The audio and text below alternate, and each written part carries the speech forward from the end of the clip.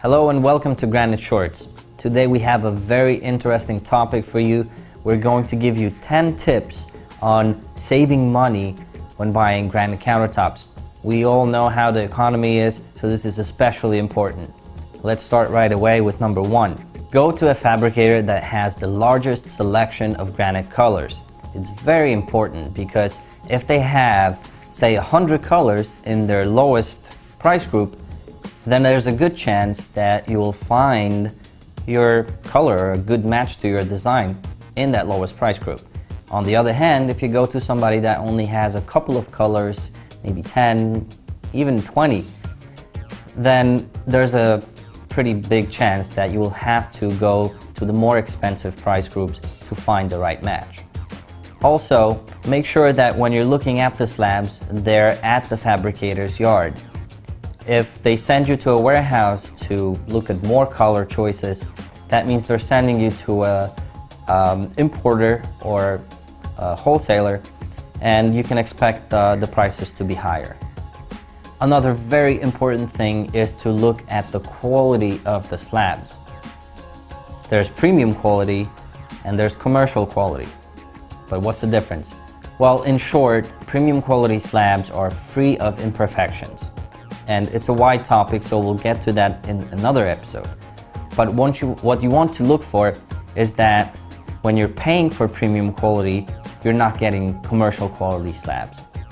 When shopping around for granite countertops, you'll usually get at least a couple of different estimates from different fabricators. And it's important to analyze them. Let's look at this example.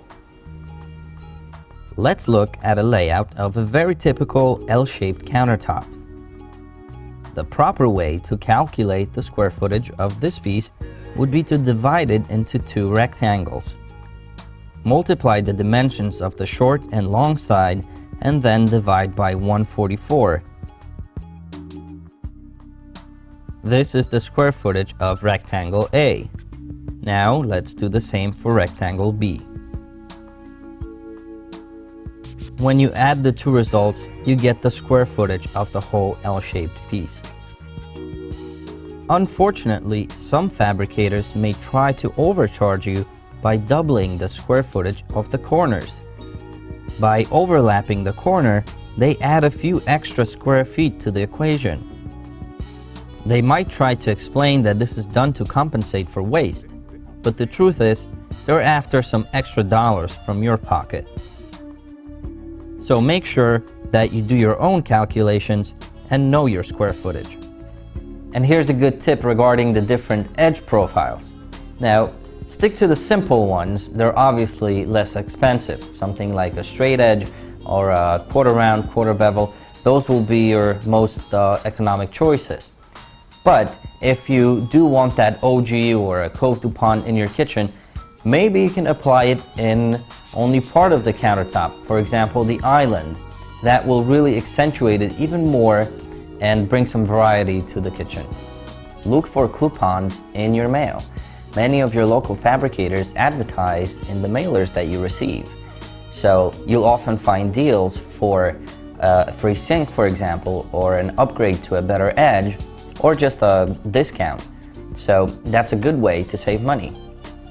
If you can make a template of your small vanity, for example, and give it to the fabricator, they'll gladly cut it for you and even mount the sink and cut the faucet holes, and then you can take it from them and install it in your home.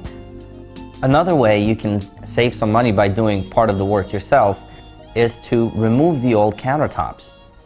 If you're remodeling and you're keeping your existing cabinets and just changing the tops, if it's from mica, for example, you can unscrew it from underneath and it will just lift off. Basically, doing so might take a little bit of time, but at the same time, you're saving up to a couple of $100s.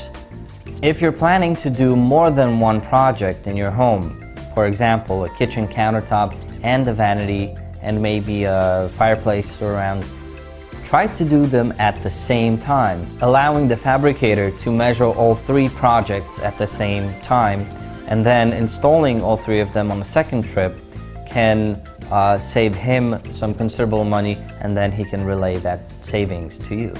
When you're comparing estimates from different fabricators, make sure you're comparing apples to apples. Not every fabricator has a CNC machine. Not every fabricator will give you premium quality stone. So just the price is not everything. Make sure that what you're getting for that price is the same from each fabricator.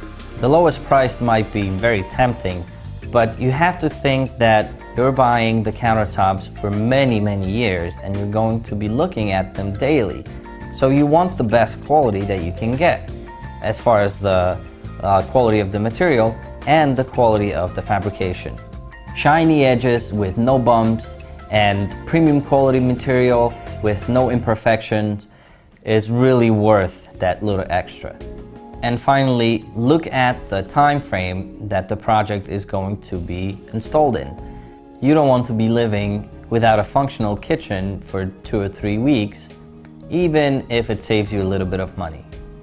A good fabricator can turn the project around in 2 or 3 days. Thank you for watching another episode of Granite Shorts. We hope that these tips help you save some money when you're purchasing your granite countertops, and we'll see you next week.